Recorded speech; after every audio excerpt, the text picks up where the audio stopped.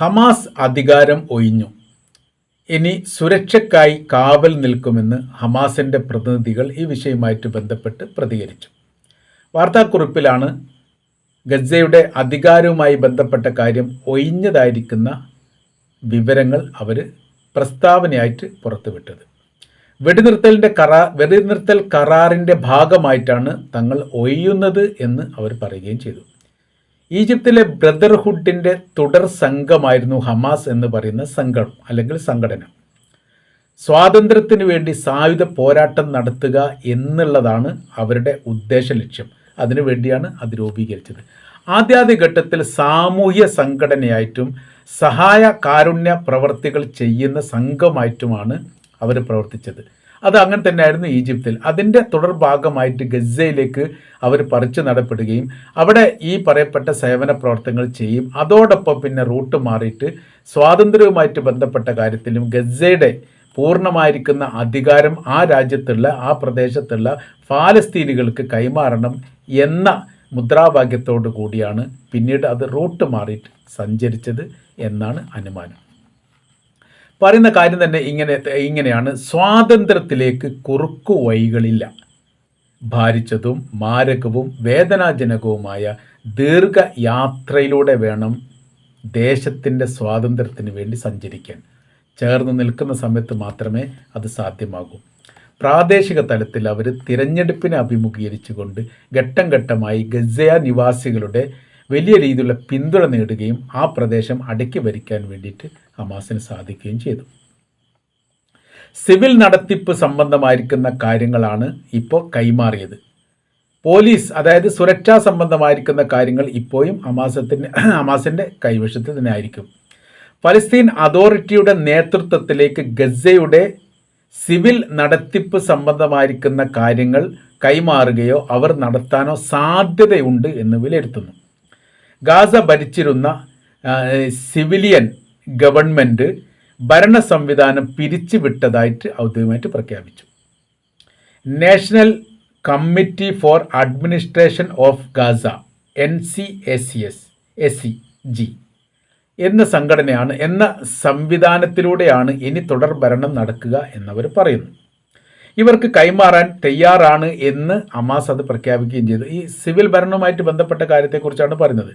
ആയുധം കൈമാറുകയില്ല, ഗാസ വിട്ട് പോവുകയില്ല, ബങ്കുകളെ കുറിച്ചിട്ടുള്ള രഹസ്യമായിരിക്കുന്ന വിവരണം നൽകണമെന്ന് പല പ്രാവശ്യമായിട്ട് ഇസ്രായേൽ ആവശ്യപ്പെട്ടതാണ്. അങ്ങനെയൊന്നും ഉണ്ടാവില്ല, അവർ തമ്മിൽ കരാർ വ്യവസ്ഥകൾ ഒന്നും ഉണ്ടാവില്ല എന്നവർ പറയുന്നു. ഗാസയുടെ അധികാരം ഒഴിയുന്നതുമായി ബന്ധപ്പെട്ട് സുരക്ഷാ സംബന്ധമായിരിക്കുന്ന കാര്യങ്ങൾ എങ്ങനെയെന്ന ചോദ്യത്തിനാണ് അവർ മറുപടി പറഞ്ഞത്. ഭരണ കൈമാറ്റം മാത്രമാണ്, സിവിലിയൻ ഭരണ കൈമാറ്റം മാത്രമാണ് നടന്നത്, അതല്ലാതെ സുരക്ഷാ സംബന്ധമായിരിക്കുന്ന ഭരണ കൈമാറ്റം നടന്നിട്ടില്ല എന്നുള്ളത്. ഗസ ഭരണത്തിൽ പങ്കാളികളാകാൻ വേണ്ടി നിലവിൽ ആരും തയ്യാറായിട്ടില്ല എന്ന് പറയുന്നത് ഈ പറയപ്പെട്ട അഡ്മിനിസ്ട്രേറ്റീവ് സംവിധാനത്തെ വലിയ രീതിയിൽ പ്രയാസമാക്കുന്ന കാര്യമാണ്. അന്ന് കരാർ വ്യവസ്ഥ പ്രകാരം പറഞ്ഞ കാര്യം ഇങ്ങനെയാണ്: മറ്റു ലോക രാജ്യങ്ങൾ ഗസയുടെ പുനർനിർമ്മാണവുമായിട്ട് ബന്ധപ്പെട്ടും സുരക്ഷയുമായിട്ട് ബന്ധപ്പെട്ടും ചേർന്ന് നിൽക്കുകയും ഓരോരോ രാജ്യവും അവരുടെ രാജ്യത്തിൽ നിന്ന് നിശ്ചിത പ്രതിനിധികളെ അല്ലെങ്കിൽ സൈനികരെ അയച്ചുകൊണ്ട് സഹായിക്കുകയും ചെയ്യണം എന്ന് പറഞ്ഞിരുന്നു. ആദ്യഘട്ടത്തിൽ ഈജിപ്ത് അതിന് തയ്യാറായി. ഈജിപ്തിനോടനുബന്ധിച്ച് മറ്റ് മുസ്ലിം രാജ്യങ്ങൾ, അറേബ്യൻ രാജ്യങ്ങളൊക്കെ അതിന് തയ്യാറായിട്ടുണ്ടെങ്കിലും ആ രാജ്യങ്ങൾക്കിടയിൽ പിന്നീട് അഭിപ്രായ ഭിന്നത വന്നു. കാര്യം എന്ന് പറയുന്നത് നിയന്ത്രിക്കുന്നത് ഈജിപ്ത് ആയിരിക്കും എന്ന് അവർ പറഞ്ഞു. തങ്ങളുടെ സൈനിക നേതൃത്വത്തിൻ്റെ പിന്നാമ്പുറം അല്ലെങ്കിൽ പിന്നിൽ നിന്നായിരിക്കണം മറ്റ് അറേബ്യൻ രാജ്യങ്ങളുടെ സൈനികർ പ്രവർത്തിക്കേണ്ടത് എന്നൊരു നിർദ്ദേശം അവർ മുന്നോട്ട് വെച്ചു. അങ്ങനെ ആവുന്ന സമയത്ത് സൗദി അറേബ്യ അടക്കമുള്ള രാജ്യങ്ങൾ അത് തിരസ്കരിക്കപ്പെട്ടു എന്നാണ് പറഞ്ഞത്. അതിനവർ പറയുന്ന ഒരു കാരണമുണ്ട്. ഈജിപ്ത് എല്ലാ കാലത്തും, അതായത് ഈ 1967 അറബ് ഇസ്രായേൽ യുദ്ധത്തിന് ശേഷം ഇസ്രായേലുമായിട്ടും അമേരിക്കയുമായിട്ടും വലിയ സൗഹൃദ ബന്ധമാണ്. ആ ബന്ധം ഉണ്ടാകുന്ന സമയത്ത് വേണ്ട വിധം അല്ലെങ്കിൽ ഉദ്ദേശിക്കുന്ന തരത്തിൽ ഫലസ്തീനികൾക്ക് അവരുടേതായിരിക്കുന്ന സ്വാതന്ത്ര്യമോ സംവിധാനങ്ങളോ ഉണ്ടാവാൻ സാധ്യതയില്ല. മാത്രമല്ല, ഈ ദേശം വെറുതെ അങ്ങ് ജീവിച്ചു പോയാൽ പോരാ, ഫലസ്തീന് സ്വാതന്ത്ര്യമാവുകയും വേണം. അതിന് വലിയ ശ്രമം അല്ലെങ്കിൽ അതിന് വല്ലാത്ത രീതിയിലുള്ള എതിർപ്പ് ഒരു പക്ഷേ ഈജിപ്തിൻ്റെ ഭാഗത്തു നിന്ന് ഉണ്ടായാൽ ആ സമയത്ത് പിന്നെ ഒന്നും ചെയ്യാൻ വേണ്ടി പറ്റില്ല. അതുകൊണ്ട് അവരെല്ലാവരും അത് തിരസ്കരിച്ചതോടുകൂടി ആ സംവിധാനം പരാജയപ്പെട്ടു. പിന്നീട് അമേരിക്കയുടെ നേതൃത്വത്തിൽ പാകിസ്ഥാൻ്റെ സൈനിക സംവിധാനത്തെ കൊണ്ടുവരണം എന്നുള്ള ഒരു അഭിപ്രായം ഉണ്ടായിരുന്നു. അത് പാകിസ്ഥാൻ സമ്മതിച്ചു എന്നും പറയുന്നു. പക്ഷേ അവിടെ ഒരു പ്രശ്നം പിന്നീട് വന്നത്, പാകിസ്ഥാൻ നല്ലൊരു വിഭാഗം ഷിയ വിഭാഗങ്ങളാണ്, സുന്നികളാണ് കൂടുതലെങ്കിലും പിന്നീട് ന്യൂനപക്ഷത്തിൽ നല്ലൊരു ശതമാനം ഷിയാക്കളുണ്ട്. ആ ഷിയാക്കൾ അവിടെ വോട്ടിംഗ് പാറ്റേണിലും മറ്റുമൊക്കെ വലിയ നിർണായകമാണ്. സാമ്പത്തിക രംഗത്തും വിദ്യാഭ്യാസ രംഗത്തും ഏറ്റവും കൂടുതൽ ഒന്നാം സ്ഥാനത്ത് നിൽക്കുന്നത് പാകിസ്ഥാനിലെ ഷിയാക്കളാണ്. സുന്നികൾ ഭൗതിക വിദ്യാഭ്യാസ രംഗത്തും സാമ്പത്തിക രംഗത്തും വളരെ പിന്നോക്കമാണ്. മാത്രമല്ല സാധാരണക്കാരായിരിക്കുന്ന ആളുകളൊക്കെ തൊഴിലും കൂലിയും എടുത്ത് ജീവിക്കുന്നവരുടെ ലിസ്റ്റിലാണ് അവിടുത്തെ സുന്നി പക്ഷമുള്ളത്. ഷിയാക്കൾ അങ്ങനെയല്ല, വലിയ രീതിയിലുള്ള സാമ്പത്തിക മുന്നേറ്റം നേടാൻ അവർക്ക് സാധിച്ചിട്ടുണ്ട്. അവർ എങ്ങനെയാണ്, ഇറാനുമായിട്ട് വലിയ രീതിയിലുള്ള ബന്ധങ്ങളുണ്ട്. ആ ബന്ധം എന്ന് പറയുന്ന സമയത്തുള്ള വിഷയം എന്ന് പറയുന്നത്, ഇറാനാണ് പൂർണ്ണമായിരിക്കുന്ന ഹമാസിന് അല്ലെങ്കിൽ പാലസ്തീന് പിന്തുണ നൽകുന്നത്. അങ്ങനെ ഒരു ബന്ധം അവിടെ ഉണ്ടാകുന്ന സമയത്ത് ഇവിടെ ഏതെങ്കിലും ഒരു രീതിയിൽ ഈ ഗസക്കകത്ത് പാലസ്തീനികൾക്ക് പ്രയാസമോ ബുദ്ധിമുട്ടോ പാകിസ്ഥാൻ്റെ സൈനിക വിഭാഗത്തിൽ നിന്ന് ഉണ്ടാവുകയാണെങ്കിൽ അത് വലിയ രീതിയിലുള്ള എതിർപ്പിന് കാരണമാകും. എവിടെ? പാകിസ്ഥാനിൽ. അവിടെ പിന്നെ അത് പ്രക്ഷോഭമായി, പ്രശ്നങ്ങളായി സങ്കീർണമായി, പിന്നെ ബോംബ് സ്ഫോടനമായി. ആ റൂട്ടിലൂടെയാണ് സാധാരണഗതിയിൽ പാകിസ്ഥാൻ പോകാറുള്ളത്. കലുഷിതമായിരിക്കുന്ന ഒരു ആഭ്യന്തര വിഷയത്തിലേക്ക് കാര്യങ്ങൾ എത്തുമെന്ന് മനസ്സിലാക്കിയ സമയത്ത് പാകിസ്ഥാൻ പതുക്കെ അതൊന്ന് പുറകോട്ട് പോയി. ഞങ്ങൾ ഒറ്റയ്ക്കില്ല. മാത്രമല്ല ഭാഷാ സംബന്ധമായിരിക്കുന്ന വലിയ വിഷയമുണ്ട്. ഈ പാകിസ്ഥാൻ ഉറുദു അല്ലെങ്കിൽ അവരുടെ പഷ്തൂൺ ഭാഷ എന്തോയാണ് സംസാരിക്കുന്നത്. ഇവിടെ അറബി ഭാഷയാണ്. രണ്ടും തമ്മിൽ വലിയ വ്യത്യാസമുണ്ട്. ഭാഷ പഠിച്ചെടുക്കുക എന്നൊക്കെ പറഞ്ഞാൽ അത് സൈനികരെ സംബന്ധിച്ച് അത്ര എളുപ്പത്തിൽ നടക്കുന്ന കാര്യമൊന്നുമല്ല. അപ്പോൾ ഇവിടെ സേവന പ്രവർത്തനങ്ങൾ ചെയ്യണമെങ്കിൽ അറേബ്യൻ രാജ്യങ്ങളിലുള്ള സൈനികർ വേണം എന്നുള്ളത് നിർബന്ധമാണ്. ആ കാര്യത്തിൽ ഈ പറയപ്പെട്ട കാര്യം പരാജയപ്പെട്ടു എന്ന് ചുരുക്കം. ഇപ്പോൾ പറയുന്ന സിവിലിയൻ സംവിധാനം, ഈ ഹമാസ് മുന്നോട്ട് വെച്ചിരിക്കുന്ന കാര്യങ്ങൾ ഇങ്ങനെയാണ്. സിവിലിയൻ സംവിധാനം അപ്പാടെ നൽകാൻ വേണ്ടി തയ്യാറാണ്.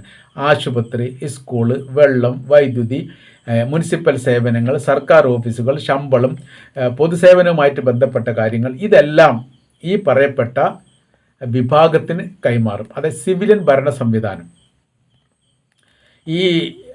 അതിനുശേഷം ഈ ഭരണ സംവിധാനവുമായിട്ട് ബന്ധപ്പെട്ട സുരക്ഷയിൽ നിന്ന് ഞങ്ങൾ വിട്ടുവീഴ്ചയില്ല എന്ന് അവർ ആദ്യം പറഞ്ഞു വെച്ചിട്ട് അതിൻ്റെ ആവർത്തനം ഇടയ്ക്കിടയ്ക്കൊക്കെ അവർ പറയുന്നുണ്ട്. സായുധ വിഭാഗവും ആയുധങ്ങളും സുരക്ഷാ യന്ത്രങ്ങളും പ്രതിരോധ പ്രവർത്തനങ്ങളുമായി ബന്ധപ്പെട്ട എല്ലാ കാര്യവും ഹമാസിൻ്റെ കൈവശത്തിലാണ്. ഗാസയുടെ വലിയൊരു വിഭാഗം ഇപ്പോഴും IDFൻ്റെ കയ്യിലാണ് എന്നതിനാൽ പൂർണ്ണമായിരിക്കുന്ന സായുധ കൈമാറ്റങ്ങൾ മറ്റ് വിഭാഗത്തിന് നൽകുന്ന സമയത്ത് ഗസയുടെ നിയന്ത്രണം പൂർണ്ണമായിട്ട് ഇസ്രായേൽ ഏറ്റെടുക്കാൻ സാധ്യത വളരെ കൂടുതലാണ്.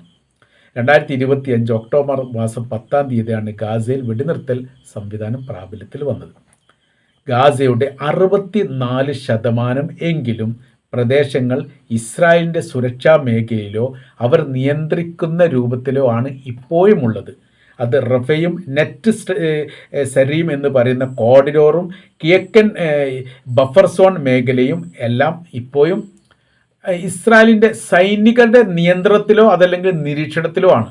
അപ്പോൾ ഇത്രയും സങ്കീർണമായിരിക്കുന്ന വിഷയകാര്യങ്ങൾ യഥാർത്ഥത്തിൽ ഇപ്പോൾ ഗസയിൽ നിലനിൽക്കുമ്പോൾ പൂർണ്ണമായിരിക്കുന്ന ആയുധ കൈമാറ്റങ്ങൾ ഉണ്ടാകുന്ന സമയത്ത് ഒരു അടിമ വംശത്തെ സൃഷ്ടിക്കാൻ വേണ്ടി സപ്പോർട്ട് ചെയ്യുന്ന രീതിയിലേക്ക് തങ്ങൾ മാറും എന്ന് ഭയമുള്ളത് കൊണ്ടാണ് ഈ പ്രവൃത്തി ചെയ്യാത്തത് എന്നവർ പറയുന്നു.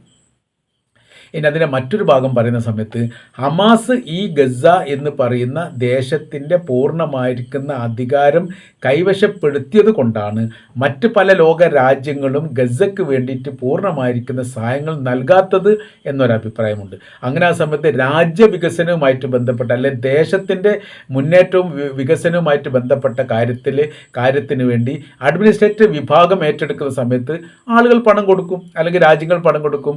വികസന സംബന്ധമായിരിക്കുന്ന കാര്യങ്ങളൊക്കെ ഉണ്ടാക്കാൻ വേണ്ടി സാധിക്കും. സുരക്ഷയുമായിട്ട് ബന്ധപ്പെട്ട കാര്യത്തിൻ്റെ നിയന്ത്രണം ഇവർ ഏറ്റെടുക്കും. അപ്പോൾ ദേശം സുരക്ഷിതമാവാൻ വേണ്ടിയിട്ട് ഭരണ സംവിധാനത്തിൻ്റെ കൈമാറ്റം ഒരു കരാർ വ്യവസ്ഥ പ്രകാരം ഉണ്ടാക്കി എന്നുകൂടി ഈ വിഷയമായിട്ട് ബന്ധപ്പെട്ട് പറഞ്ഞു. ഏതായിരുന്നാലും ഇത് വേണ്ട രീതിയിൽ നടന്നിട്ടുണ്ടോ എന്ന കാര്യങ്ങളൊക്കെ സംശയമാണ്. ഇതുമായിട്ട് ബന്ധപ്പെട്ട് ഇസ്രായേൽ പ്രതികരിച്ചത് അതൊരു താൽക്കാലികമായിരിക്കുന്ന ഒരു നാടകത്തിൻ്റെ ഭാഗമാണ് എന്നല്ലാതെ അത് പൂർണ്ണമായ രീതിയിലുള്ള ഒരു അധികാര കൈമാറ്റമാണ് എന്ന് തങ്ങൾ വിശ്വസിക്കുന്നില്ല എന്നുള്ളത്. അമേരിക്കൻ പ്രസിഡന്റ് ഡൊണാൾഡ് ഡൊണാൾഡ് ട്രംപിൻ്റെ പ്രസ്താവന നിലവിലെ സാഹചര്യത്തിൽ നിന്ന് പുറത്ത് വന്നിട്ടില്ല. ഏതായിരുന്നാലും ചില മാറ്റങ്ങൾ ഉണ്ടാകുന്നു എന്ന് പറയുന്ന സമയത്ത് അത് എന്തൊക്കെ ഉദ്ദേശത്തിന് വേണ്ടിയിട്ടാണ് എന്നതിനെക്കുറിച്ച് കൃത്യമായ രീതിയിലുള്ള വിവരങ്ങൾ യഥാർത്ഥത്തിൽ ഇപ്പോഴും പുറത്ത് വന്നിട്ടില്ല എന്നുള്ളതാണ് ഇതിൻ്റെ യാഥാർത്ഥ്യം.